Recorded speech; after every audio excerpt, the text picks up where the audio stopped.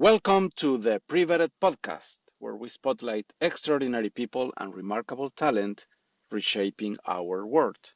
Today, we are joined by Stephane Fourdrinier.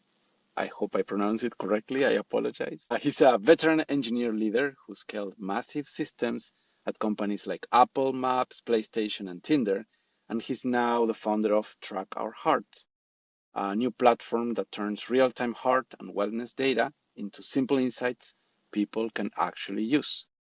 How are you doing today, Stefan? I'm great. Been very busy working on tracking data for my app actually. Great. We're going to talk a little bit about what you're building because it sounds very interesting. So let's talk first about what Track Our Hearts solve. What is the use case of the application? Yeah, to me, track our hearts is, we all have an heart and we all care about, most of us at least care about how it beats. So I've been frustrated at the state of the consumer market. I'm a pretty advanced consumer. So as you see, I have a few things on me. And none of them give me exactly the data I want to see. It's not advanced data. And that is the reason for me I started exploring, doing my own, basically. I mean, it's an old idea. It's not new, as I've been, I went through my own health journey. I mean, actually, the reason I started this is because I was in really bad health in in the past. I walked too much. I built up Maps from zero and other things, and my health went really bad. Gained a lot of weight. My doctor told me that if you don't change your lifestyle, you're gonna die early. And that was in 2017, and since then I lost 80 pounds. And now I am in better shape than before. And I just had some heart test. Even at my heart test, I've been frustrated at what my doctor said. They just didn't really look at me. So I am like, I am an engineer. I can build absolutely everything. I can build something better than what already exists. And that's what I have been doing with the idea of building something better than any of the things that exist. And been uh, what I have been frustrated is that, well, as you see, I have a Ring, I have an Apple Watch, I have a Whoop, I have a Samsung uh, Ultra, and I have more. But I've been frustrated that it is all their own ecosystems. That you can only see their data on, Samsung Health or in Oura Ring in a small, tiny app. And Apple, you can only see the data in Apple Health. And Whoop, it's only their own stuff. And the data is not complete. And that's why I've been like, okay, I'm going to build something where I can get all of the data from all of those devices and more in one place. And that I can look at the data in my way because I am an advanced user.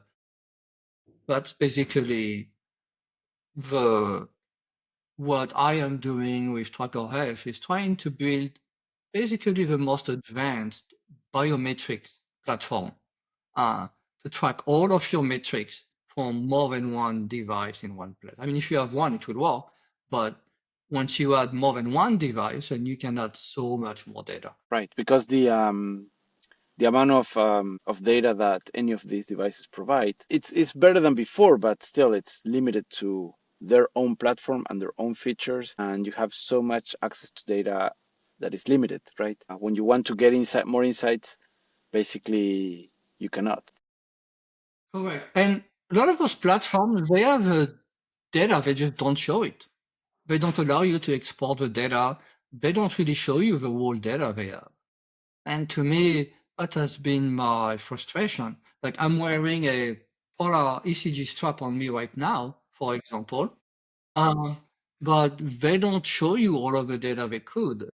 To me, that's a part that has been very frustrating to me as an advanced user. I want to see more data, and I want to be able to make sense of it. I have more AI that tells me, gives me quick, easy things like, hey, change this, try this, and do this. Like I started this too because I started to be into high intensity interval training. And I wanted to know exactly what was my heart rate during training and to individualize it for me, and there was nothing that I was happy with. So I did my own. Right. Yeah, I hear you. I had that same issue with when I was using Apple Watch at one point. It gives you some data, but you know, it's limited to their ecosystem. So, you know, if you want to see your heart rate when you're jogging, the Apple Watch is not the best device for that, right? And how can you Exactly. integrate that data, right? And more, right? If you're jogging or running or something, maybe you want to see if here I have a SpO2 meter so I can measure my oxygen. Right. I mean, I have two of them, so I can pick which one I want. But I can also integrate with a foot sensor, with a foot pod. I support a stride as a foot pod. I can integrate with a muscle oximeter as well, for example. So to know that. And after that, based on all of these, I can give you so much more data. Like I can integrate with a Verity Sense sensor, put it on my wrist, for example, and on my ankles. And now, when I do that, then it gives me in a chest strap, and now it gives me a full picture of the body, and I could even show a demo of things where it really gives much more complete picture you would have with only one device. Because now, if you wear one of these at each ankle, and wrist, I can literally have almost a 3D position of your body and power and all of those things. So there's like so much more. Interesting. So, how the app would work for a brand new user? What induction workflow are you planning to build? I'm still working on this, but because I actually, I had a soft launch. I have three different types of users right now who are interested in this. One is people in longevity, wellness, who just care about knowing what is going on. I also have people who actually have health issues. Like, hey, my doctor said I should follow my heart and make sure that I don't have any problem, or like they want me to take a ECG. I have someone who contacted me on this. So those people we just want to watch their heart. And then the last case is sports, athletes, people who like really want to be able to have ideally peak performance, not overtrain or train in ideal ways. So I'm actually working right now because those are three very different use cases. I'm working right now on what is the best way to support this. Should I have only one app or should I have multiple? Like I have people who want to use my platform because they are like, hey, can I give this to my mother or to my father because they have heart problems and I just want to be able to see what they are doing and see them somewhere. So I'm working on the usage, on the UI and how things will look like right now because there are so many different use cases.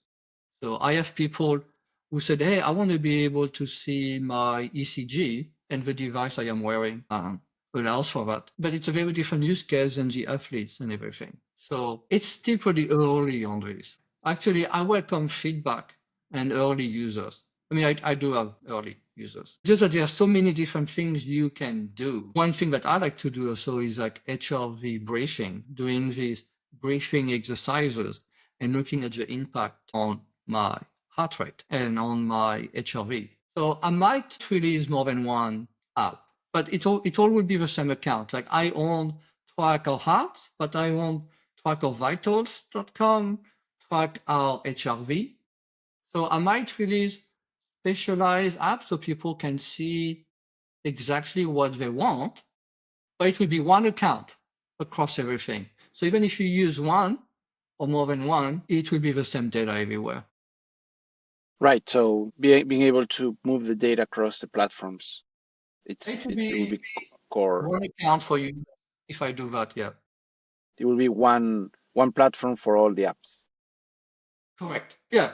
And it is all the same code underneath, it's all the same. I make sure the data is properly protected and everything. Like HIPAA and GDPR, all those things, CPPA. So I'm still working on those use cases right now because some of them are so different than others. Like, should I put them in one app or should I put them in 2 or 3 different apps? Right. And apps, and there is mobile app and there is the web.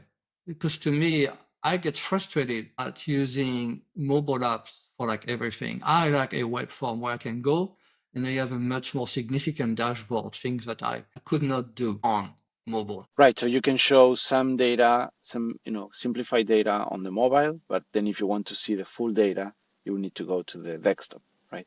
Yeah. Yeah, makes sense. Yeah. Yeah, I think more of the mobile devices, more of a preview information rather than trying to do everything on the device, right? You can read information more than you can actually input information, right? There's a lot of limits of the device per se, right? But it's good because it's portable, right? So you can carry it around with you, right? Yeah. So what type of devices are you planning to support first? What are your ideal devices? So right now, I already support Polar devices, all the ones that have this open SDK. So if you have I'm wearing a Polar band on me, but um, I support the 360. Oh, sorry, I support this. This is the Verity Sense. I will also support. I'm working with Polar as a partnership, so I will support the Polar 360 as well, which is a competitor to the Whoop, and I will sell it as well. I will also support. There is a very good quality sensor from MoveSense, this particular ECG sensor. So I'm also support this particular one. I will support oximeters, like the first one is the Wearable oximeter for your oxygen. And I'm planning to support many more sensors. Ideally, I start with all of the sensors I can support and integrate directly. Um, I'm also planning to support a headband, the Muse, for example, potentially, where I can see your brainwave and other things. To me, this is great, a great device to support. I mean, basically, if I can integrate with it, I will try to support those devices directly. I'm planning on supporting foot pods and bike pods as well, so you can know your power. I mean, the goal of this is to support as many devices as possible, but it depends on your use case. Right. As well as, I already support the Apple Watch as well, actually. So I can get all of the data from Apple Health. But it's not personalized enough. There is not enough data. It's difficult. It doesn't do everything that I can do with something like a Polar device. Really interesting. I thought that Apple would have more info. Maybe it does, but it's not showing up on the, it's right. It doesn't show, like, one of the things that I'm very interested in is getting all of the heart rate, every beat to beat. With something like the chest strap I am wearing, or even a watch like this one, I can get, well, not really this one, but with a Polar 360 or some other devices, I can get every single heartbeat 24/7. With the Apple Watch, you don't. They give you 60 seconds of interval beats, 5 times per hour. That's it. So there's a lot of limitations of things that you cannot do with sensors like this one, or even the one I'm wearing right now. There is a accelerometer and other things, but on 24/7, I know all of you, or you move, if you jump, everything you do. With an Apple Watch, and I can know that in real time 24/7. With an Apple Watch, I just cannot do that. So there are limitations. Right. Right. But now one of the things I am working on is, what if you wear an Apple Watch, for example, and a chest strap? I actually can do a blood pressure estimation. It is an estimation. It needs to be calibrated. You have to be careful with the FDA aspect. It is just an estimation, just for this indication. But I can actually do that about 5 times per hour, because that's when they give you the beats. So it's something that I can potentially do. Oh, interesting. You can measure blood pressure with the Apple device. Estimated. Yeah, in a theoretical point of view, 5 times per hour, because that's when they give you the beats, can actually estimate. It's not measure, it is estimate. Estimate. Right. Yeah. And you can do that. I have a really cool demo if we have the time on how to get really good blood pressure estimation and blood flow estimation in your body if you wear more than one device. Interesting. Because you can combine multiple device metrics. Interesting. Yeah, one of the things that is very unique with the platform I am building is that you can combine multiple metrics. So that means, can I share my screen right now? Yes, you can share your screen and we can do a demo. Yeah, I could show, let me see. Yeah. But as you can see here, for example, on this one, and this is not connected right now because this is an online demo. Oh, I'm actually, sorry, it actually could be connected. But this is basically, this is assuming you have a chest sensor right here, but you have a sensor at each of your arms and your leg. Right. Can calculate literally how long it takes for your blood flow to go from your heart to your ankles and to your wrist. And this is real, this is simulated, but real data, meaning that this is really what could happen. And I can simulate different conditions like hypertension, tachycardia. And this is a real simulator based on clinical things. So based on like, from now, if you wear all of those 5 sensors at the same time, even if you wear one on your neck for your carotid, then I can really have some awesome estimation of your blood pressure and your blood flow. So I can detect if you have, well, I need to be mindful from an FDA point of view, but I can detect if you have arterial stiffness or like other problems, or if you have any blockage, or all of those things. And Oh, interesting. I will provide dashboards like this in the app where you can see these and more, where if you move, you'll be able to see your movement in real time and your oxygen. And it's not wired right now, but like, so if you have an oximeter like the one I have, you'll be able to see this. I combine with this. Sorry, this is broken right now, but this is literally my heart right now. Sorry, my heart rate trend is broken. I broke it last night. But everything else works. You can see my stress index, my in real time, my average beats. You can see my ECG in real time right now as I'm talking. Imagine if you combine my heart rate zone, I mean, and there's so much more I cannot show here, you know. But you can see, and you can add more than one sensor. And the accelerometer, so if I move, I can see everything. So the idea is, and this is real time, like literally my heart rate, like, you know, right now. So now I just need to combine it with this and more than one device. But actually, it's really, really hard to have more than one device at a time. That's why I guess maybe not many people do it. There's a lot of challenges on this. Actually, and I have some potential patents on this that I could have. So I don't want to discuss too much on this. Yeah, so that's basically one overview that I am working on with Right. more than Yeah. with one sensor. So like the more you have sensors, the more eventually you would have things light up on your body on like, oh, this is the oxygen in your muscle. Just it's like so much you can do. Interesting. Yeah. And With multiple sensors, then you can cross-reference data and have better understanding of what's going on. with multiple sensors, you can have a great picture of your body. I can do a close to, or I can do even a clinical grade sleep analysis, like all of your movement when you sleep, if you have sleep apnea and everything. No, I'm not FDA, so I cannot. It's just a wellness indication, but I can do all of those things. I can, I built also this thing to can view it in different ways where you can breathe too. And in the app, I cannot show it here, but in the app, I mean, actually, I could now at this point connect it as well. You can breathe and you can see in real time the impact of your, it's called HRV breathing. It is, you breathe 5.5 beats per minute, but I'm working on a one that adapts to you, that those are most optimal to find your own resonance breathing. But on this, once you start this, you breathe and then you breathe out.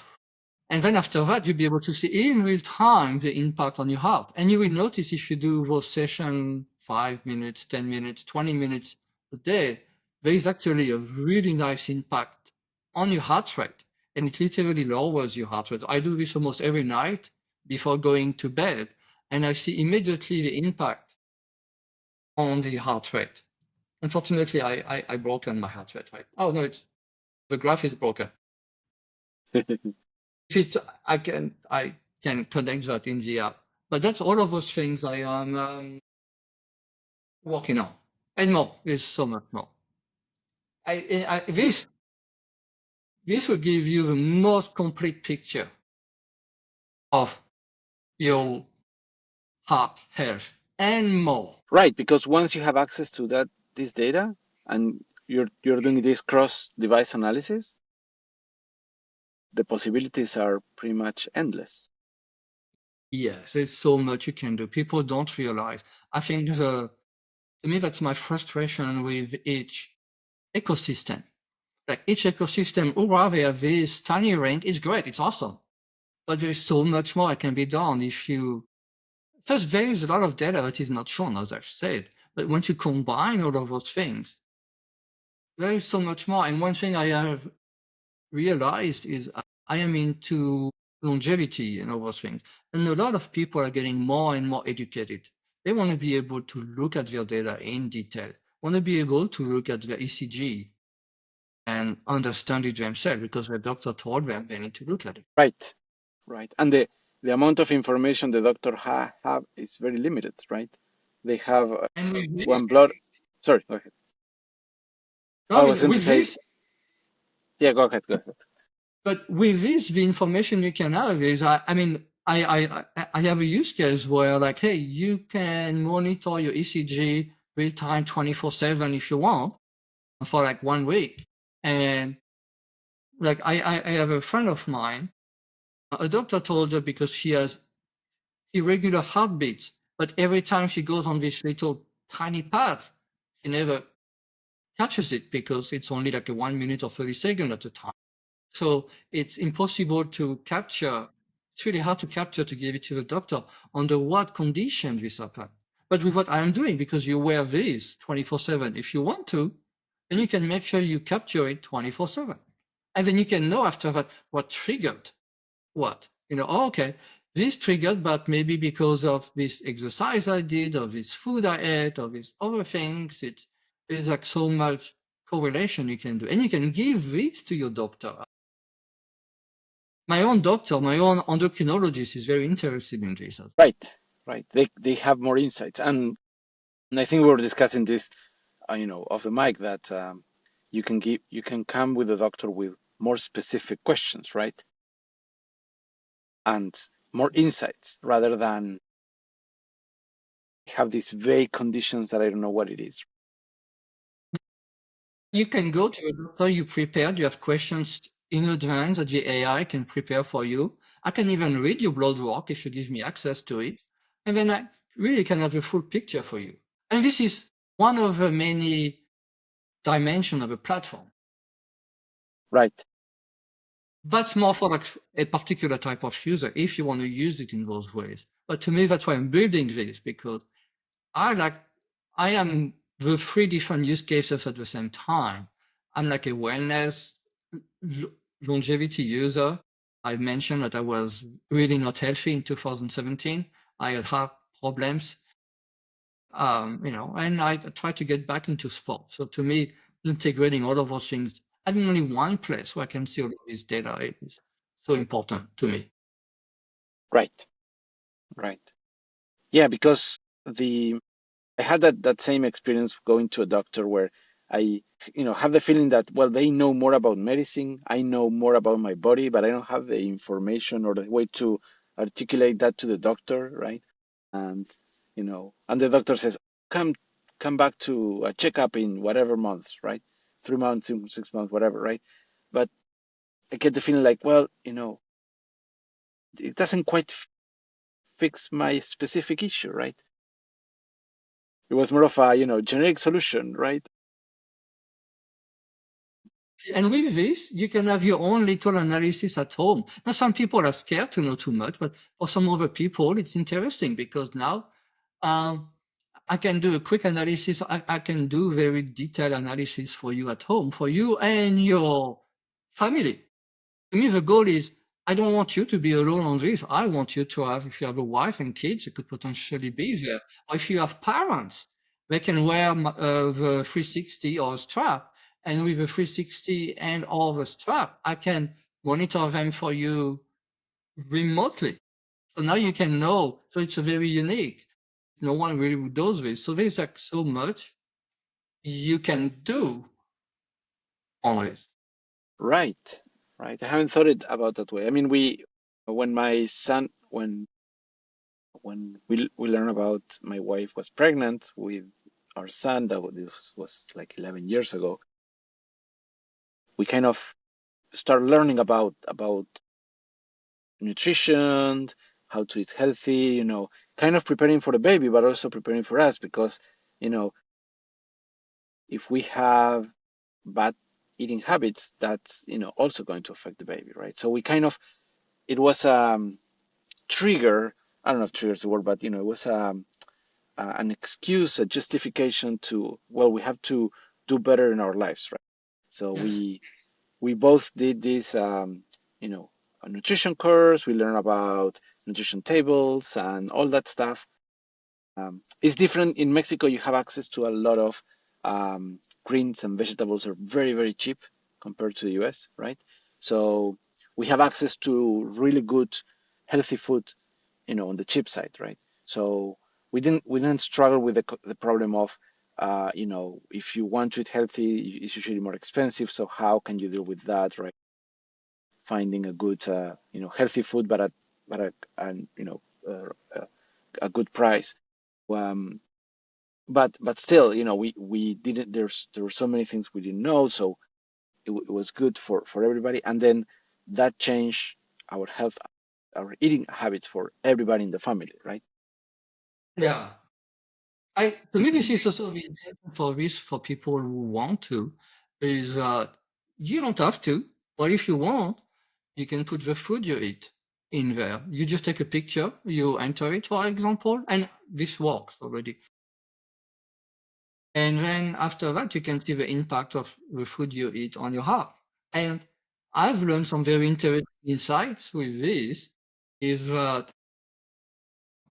the food you eat, what type of food you eat, and when you eat the food has a very significant impact on your heart rate, including on your heart rate when you sleep.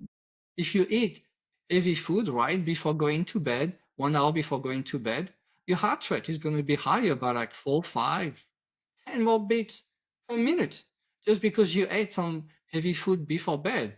And I want to allow people to experiment to see, hey, if you eat, I don't know, a salad 4 hours before bed, or if you eat a big meal with a big steak, French fries, and all of those things right before bed, look at the impact it does on your health. And with a platform, you'll be able to actually do that.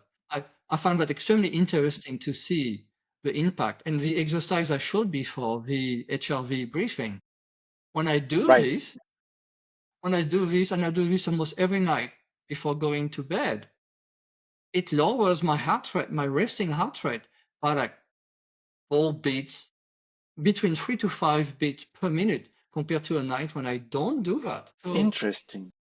yeah, and the food is, as I said, the food is also very important. So like that's what I want to allow outside of the wellness and sports athletes for like families and people. Hey, what's the impact of what you do, the food you eat, the time you eat, if you drink alcohol? I don't drink anymore, but used to drink, I could see the impact. Right. Right. Yeah.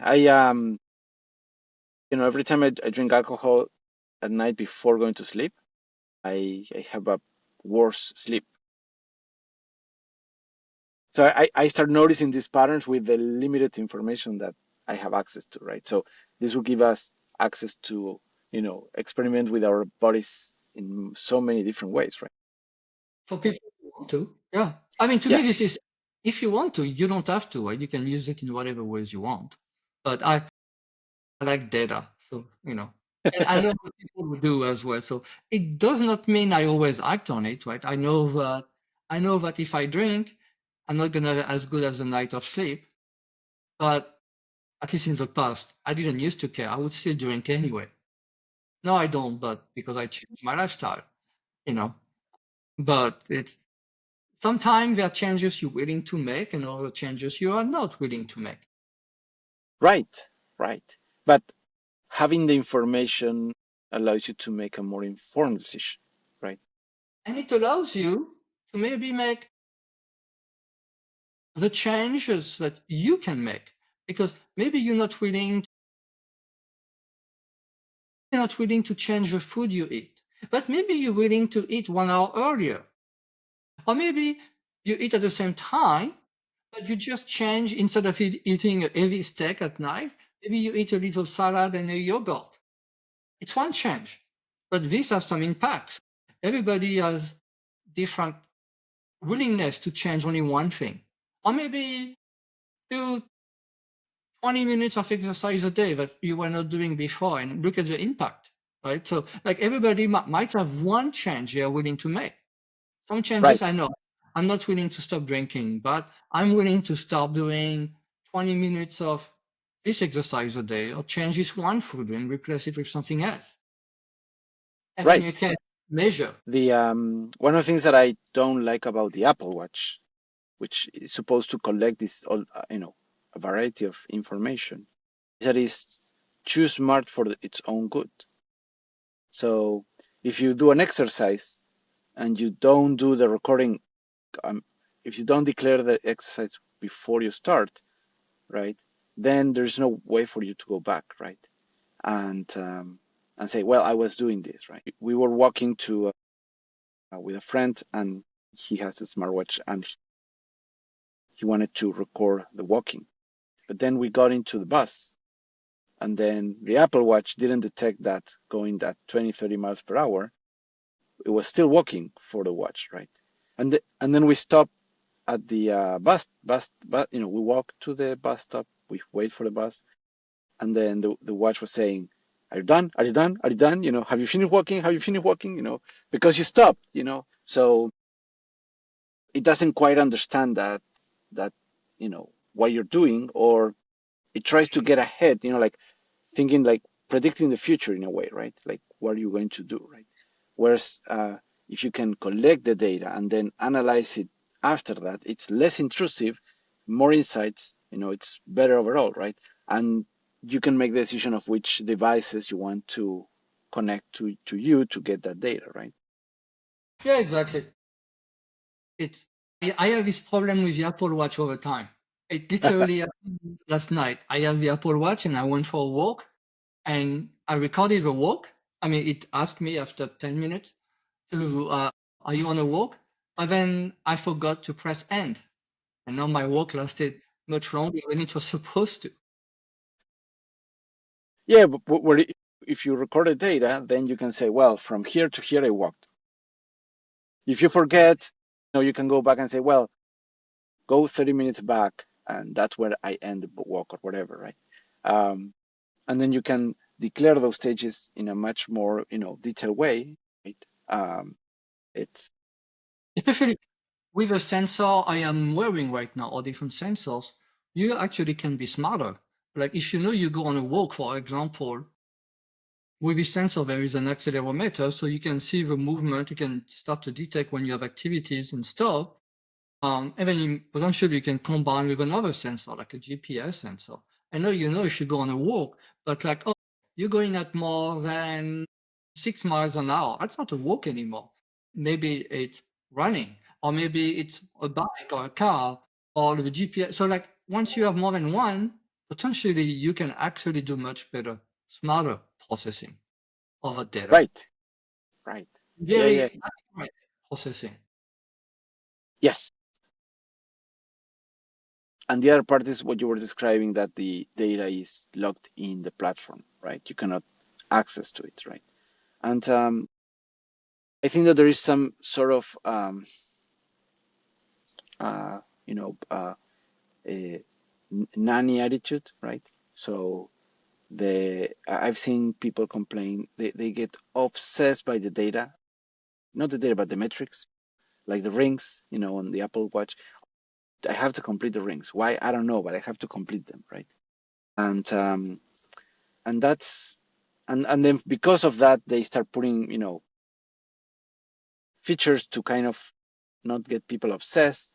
But I believe that's the wrong approach, because if you do that, you're basically treating users as kids, right?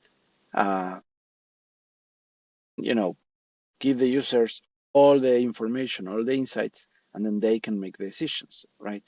um, are people going to be obsessed about one particular metric? Maybe yes, but that's something that can be worked out on each individual person, on a personal level, that you should not get obsessed about that particular metric, because it doesn't work that way. It's more about what are the insights, what are the averages, what are your tendencies, right? uh, and if you educate the people, then they're going to get a better insight and better impact on their lives. Yeah, I mean, to me, this is about giving people the choice. Yes. That do things in their way. I don't want to impose my way. I want to speak with the users, and I have quite a few people reaching out to me, and everybody has different use cases. And I want to be able to give them access. Yeah, if you care about this metric, sure, go crazy and do this, but you don't have to. Just measure. Make sure that if you go crazy, that you have a real benefit, right? Like, uh, do you really have a benefit walking 10,000 steps, 7,000 steps? Do you need to close this, right? What happens if you don't do it? It's just, this is up to you, but I give you the data. I can coach you in some ways and stuff, but it has to have the benefit, and it is your choice. And it is what you said before. I'm frustrated that my data is, as an advanced user, not everybody is an advanced user. Okay, some people don't care. Right? A lot of people don't.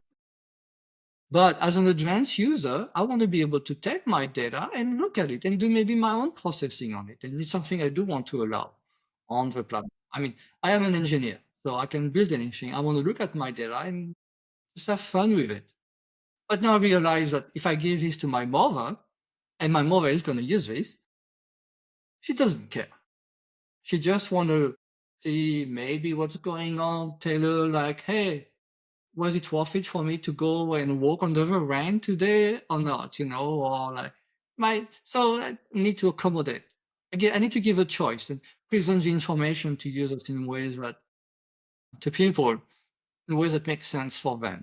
And I'm very because I want my mother to use this so I can know if she's healthy or not, you know. So I will give her like a special band that I support, so that way I will know everything about her health and I can monitor her remotely. Right. Right. I mean, you don't need an engineering degree to drive a car, right? You can drive a car, and it's going to be fine. But somebody with a mechanical sensitivity and mechanical uh, empathy will be able to detect, oh, that bearing is making a sound, that tire is a little bit low, right? The steering is, all the little details that the car would have, right? So for us to have that information for as advanced users, right, allow us to play with it, right? So if you can build the application that it's usable for regular users, and then they can become advanced users if they want, or as you mentioned, your mom can use the application, and then you can learn and get all the insights as an advanced user, right? Then I think that will be a winning strategy, right? Because you get access, you can provide service for the regular users and insights for the advanced users, right? Exactly. Yeah. To me is that I know I'm not the only one with this. Is that I want to know that my mother is healthy because she's far away from me. She's like 7,000 miles away, 10,000 kilometers away. And I want to be able to know that, she's healthy, she doesn't have any problem. And maybe it's not even for her benefit, but it's for my benefit, for my peace of mind. So it needs to be simple for her to wear it and to be able to use this. And I'm not the only one. I've had quite a few people reaching out to me that, oh, can I give this to my mother because she has a heart condition and I want to be able to know what's going on because she doesn't live with me. Literally, I was at my dentist last week and my dentist assistant, when I told her about that, she was like, oh, can I give it to my mother? And she signed up a mother to my wait list in real time in front of me. Very nice. Yeah, I've had a few people, like literally, because I like to know what happens in my body. I have blood work done every 3 months. And when I was getting my blood work done, I spoke with a technician and I explained what I was doing. And she was like, oh, this is really interesting. And then she called another technician. We ended up talking. And one of the technicians signed up to my waitlist in real time, like literally in front of me. She signed up for it. And the other one was like, oh, my mother has that problem. I wanted to use this. And she signed up a mother to my waitlist in real time. This literally happened like twice in less than a week, just people I've met in person. That means that there's a demand and you have a customer or fit. But to me, this is more than that. I mean, I'm pretty passionate about it. Is that to me, my mother is getting older. She's 76 years old, and I care about her, even though she's far away from me. And I want to be able to know what's going on with her. Um, and it is important to me as a person. And I know many friends who are the same actually. So it's one of the things I will do with the platform eventually, or based on demand, I might do it earlier actually.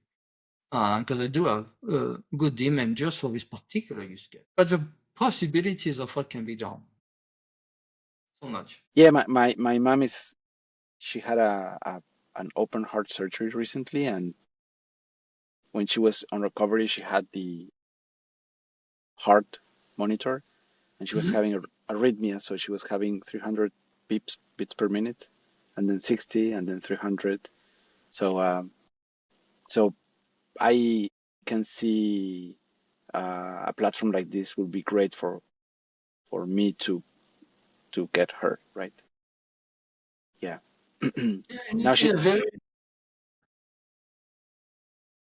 now she's you know she's not monitored, but she has a pacemaker and some drugs that limit the control the arrhythmia. But still, it's you know we don't know. We could see it real time when the machine was connected, right? But after that, we could not see that happening, right? Yeah, So that's why to me, I am working on with consumer devices or with prosumer devices, as I call them. Like you could get really good data with very simple thing that is not very intrusive. I'm working with this manufacturer here. This is actually really good. That's a really good device. This particular one to get really good quality ECG and heart data for about 2 weeks of time. And I'm going to integrate that and I'm going to sell this one. But I mean, you don't have to buy this one because this one is going to be much more expensive. Okay, this particular one I'm wearing here is like $110. This one is probably going to be $400, I think, especially right, with the import taxes. But then you'll be able to get really good quality data for you or anyone in your family. So it all depends on what you want to be able to see, but I think it's important. right. But I see the benefit of having multiple options of devices because depending on your need, if you really need the more high quality data, then you can buy the more expensive device, right? But if you don't, then you can go with a cheaper option, right? I would support bought already. You can go on Amazon and you buy this. I mean, I do have to tell you which one to buy to make sure it really works, especially at first. But you can buy your own device. You don't need to buy from me. I don't care. I'm not a hardware manufacturer. But I partner also with some hardware manufacturer that provide better quality so that then you can have better quality data. It's your choice. Yeah, as I said, I'm all about giving choice. Yes, yes. You mentioned before that you were raising funds, right? How much funds are you raising and where are you planning to spend it? Oh, yeah. I'm actually just opening a round right now for $2 million. Most of the work, most of the funds will be allocated for like engineering, like to hire a few people. I don't need a large team, but it's mostly to pay other people like me to work on this and develop. I I think with just a few people, I've done a lot alone. I use AI tools extensively, so I'm extremely efficient. I think with a few people, I can build a very profitable and very interesting platform for people. Most of the user found like 70% is going to be to hire software engineers to help me. But in addition, I want a good UX designer because the UX and the UX experience is extremely important to me. So it has to be extremely user friendly. So most of the money is going to go there. A little bit or so, I want to be able to talk with the users all the time. To me, this is really important. Like, so someone, I mean, I want to be responsible for this, but I want to have also like a community manager or something. So that like can understand and speak with the users, understand the use case, prioritize what we build.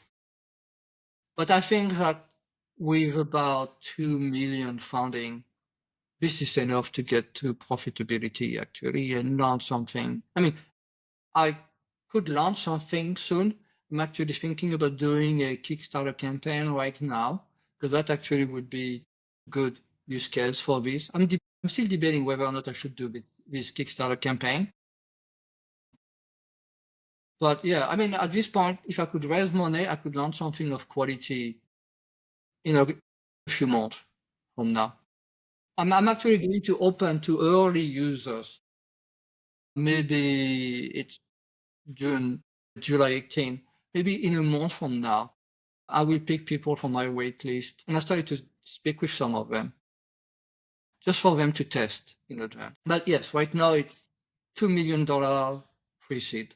That's what I am trying to. Great, great. And when you decide to start a Kickstarter campaign, let me know and we can put the link on the notes of this episode for sure. Sounds good. Yeah, I will probably I will decide in the next week or two because it's a lot of work to do a Kickstarter campaign. And that's my biggest debate. But I think at the same time, speaking with different people, this could be pretty successful on Kickstarter if it is done right. And it could create a better awareness. But to me, the community aspect on Kickstarter, having a different type of engaged users, is what I care the most about. So what are you looking to build on the community side? Yeah, to me, the community side is extremely important. We didn't talk about it, but like, Right. I want you to be able to learn with other people, share with other people. I have a small feature right now. It's broken, but where every time you do a heart rate reading, you know, and right now I'm building it in anonymous way. Yeah, it's not. It's to me and this is really a POC, right? But it will happen. Okay, yeah. See, you can see that I completed. And again, it's been broken for like a week and a half, so now you cannot see the latest ones. But like, yeah, you'll be able to see a community feed. You'll be able to talk with other users potentially on whatever you want, exchange tips.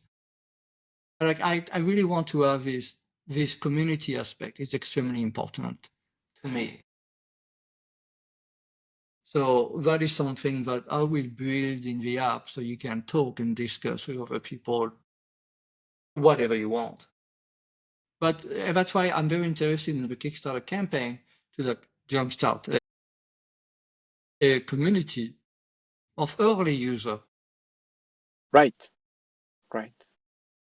So it will be a community where people can share their experiences, and people could say, "Oh, I have I experienced the same thing," and then they can build more mature tips to share to each other.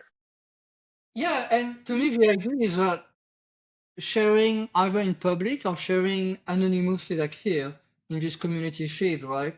And again, this is not, see, this is like, hey, this person, and I will make it maybe in the future, but hey, this person in Anderson, that's where I live, I did 10 minutes of briefing, for example, right? And but then I want to make it smarter afterwards, where this 10 minutes of briefing has made it the heart rate was lowered by 4 beats a minute. To me, the community, let's learn from it. That's what is interesting. And different things work differently on different people. So it's very interesting to see what works on what people. So it's sharing and learning, to me, that is very interesting. What works for other people? Would it work for me? Right, right. That's very interesting. Right? Because like then like different, the impact of exercise on different people is different. What's the impact of exercise if you do this exercise on a 70 years old male versus a 20 years old female? It would be interesting to know. People have different genetics. I mean, there are things that are universal, kind of, and there are a lot of things that are not. They're very individualized.